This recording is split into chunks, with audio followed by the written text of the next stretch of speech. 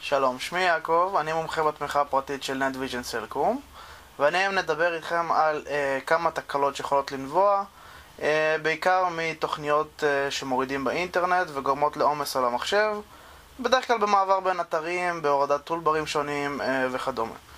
אז כפי שאמרתי, שמי יעקב, וכשאתם נכנסים לאינטרנט ומורידים תוכנה מסוימת, או לא משנה, סתם משוטטים באתרים כמו, לא יודע, וואלה, מאקו, דברים כאלה, מדי פעם יכול לקפוץ לכם איזשהו עניין שמבקש התקנה של תוכנה, כמו טולבר של מאקו, או של בינג, או כל מיני כאלה. זה דברים שמאוד מעמיסים על האינטרנט, במיוחד על האינטרנט אקספלורר, פחות נוגע לגוגל כרום, אבל שוב פעם, דברים שמעמיסים על המחשב.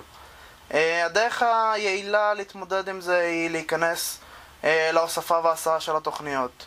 אתם נכנסים דרך ההתחל, הולכים להגדרות וללוח בקרה.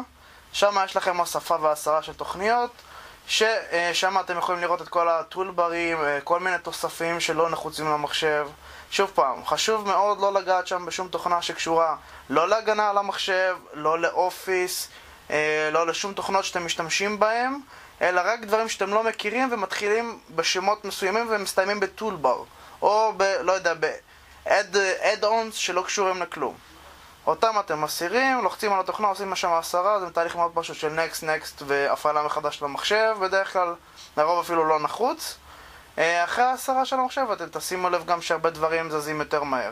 אם אתם מעדיפים לא להתעסק עם זה, מומלץ להתייעץ עם טכנאי מחשבים שיעזור לכם עם זה. הם מציגים את זה, הם מכירים את זה מקרוב, הם מומחים בטיפול בדברים האלה. עכשיו, לנו ב-NetVision יש תוכנה שמאוד מונעת את כל העניין של התוכנות האלה שקופצות ורוצות התקנות מסוימות. התוכנה שלנו נקראת AdWare, היא נתמכת על ידינו, מקבלת התקנה מלאה, תמיכה מלאה. היא מונעת פשוט את העניין של התוכנות האלה שקופצות ומקשות להתקין לכם דברים על המחשב שיעמיסו. מומלץ מאוד להשתמש בה, וזהו, שיהיה לכם יום נעים.